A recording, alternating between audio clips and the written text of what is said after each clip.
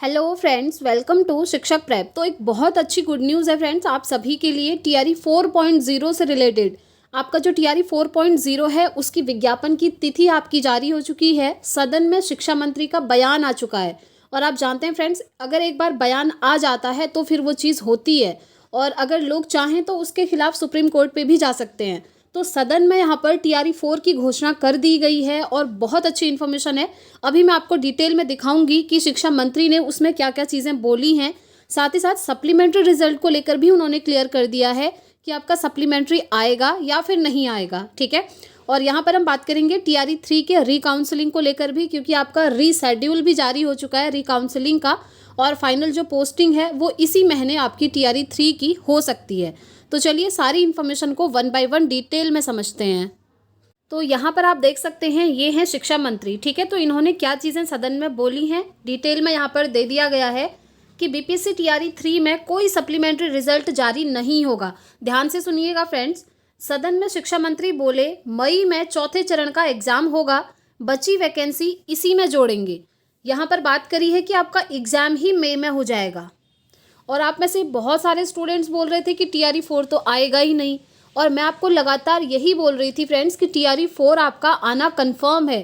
TRE 4 ही नहीं बल्कि इन्होंने अपनी जो सदन में भाषण दिया था, अभी मैंने देखा था वो वीडियो क्लिप मैं आपको बाद में दिखा दूंगी, उसमें इन्होंने ये भी बोला कि टीआरई 5 भी आएगा, लेकिन टीआरई 5 से पहले टीआरई 4 आएगा जो कि आपका मई में होगा। तो आप लोग प्रिपरेशन कंटिन्यू करते रहिएगा, उन नेगेटिव न्यूज़ से दूर रहिएगा जहाँ पर आपको ये बताया जाता है कि टीआरई 4 नहीं होगा। ठीक है, आगे देखिए यहाँ पर और क्या क्या चीज़ें दी हैं। यहाँ पर देख सकते हैं बीपीएससी टीआरई 3 में अब कोई सप्लीमेंट्री रिजल्ट जारी नहीं किया जाएगा।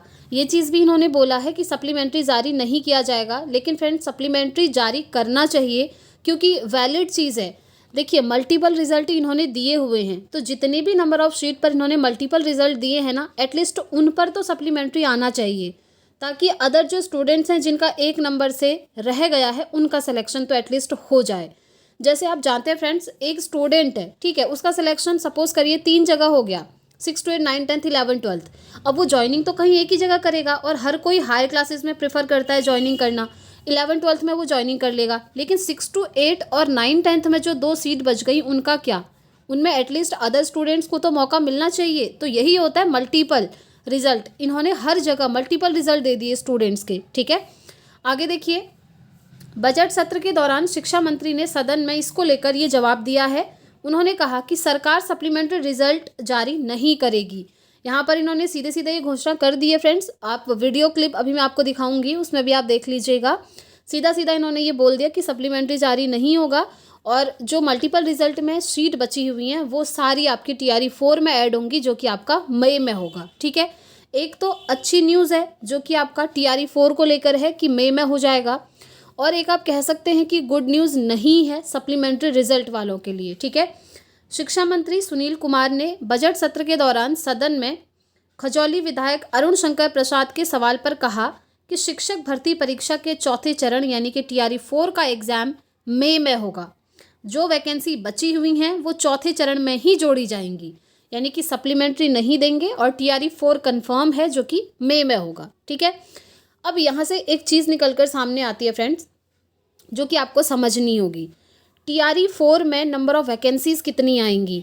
देखिए मैंने आपको मॉर्निंग में आई थिंक एक वीडियो के थ्रू बताया भी था कि जो नंबर ऑफ़ वैकेंसीज़ है ना वो 6 to 8 और 9 10th में कम रहेंगी इस बार।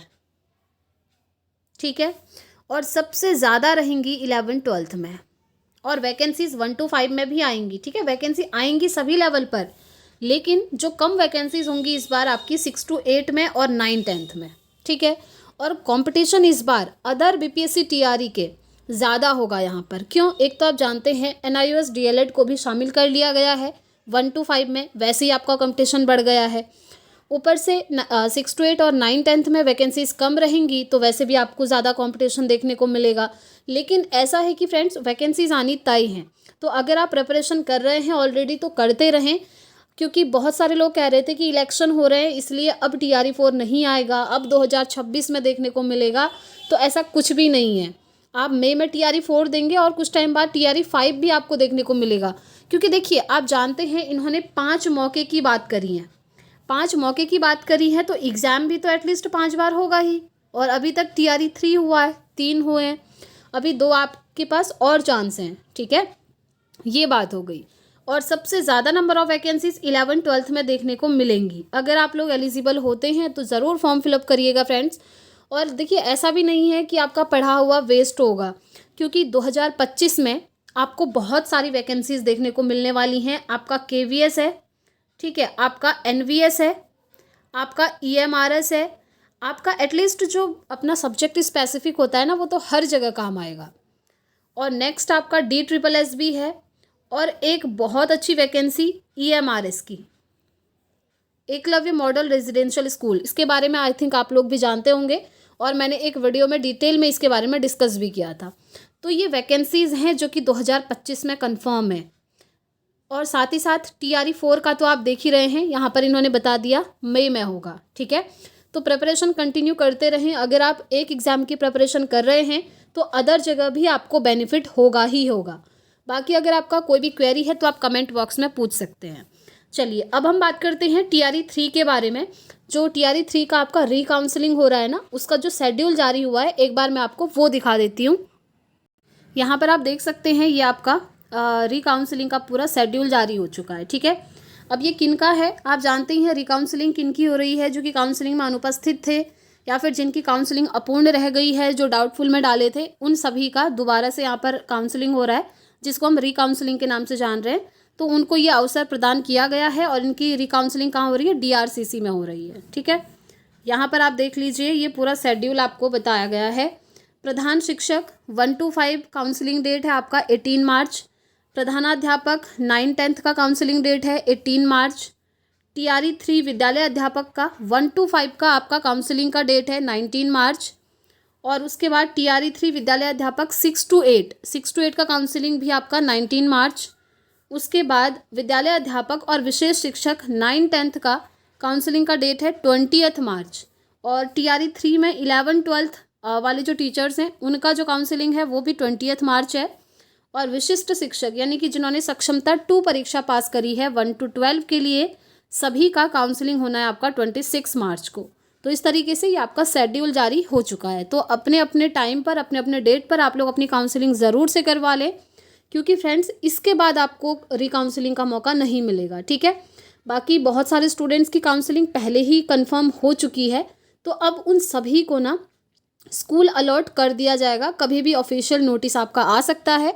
तो अगर आप चैनल पर पहली बार आए फ्रेंड्स तो चैनल को सब्सक्राइब कर लीजिएगा, साथ में बेल आइकन ज़रूर प्रेस करें, ताकि आपको सारी इन्फॉर्मेशन टाइम से और ऑथेंटिक यहाँ से मिलती रहे।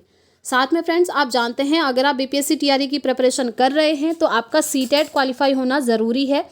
और अगर अभी तक आपका CTET क्वालिफाई नहीं हुआ है तो आप जो है 2025 में जुलाई में आपका CTET होने वाला है, उसकी प्रिपरेशन स्टार्ट कर सकते हैं, ठीक है।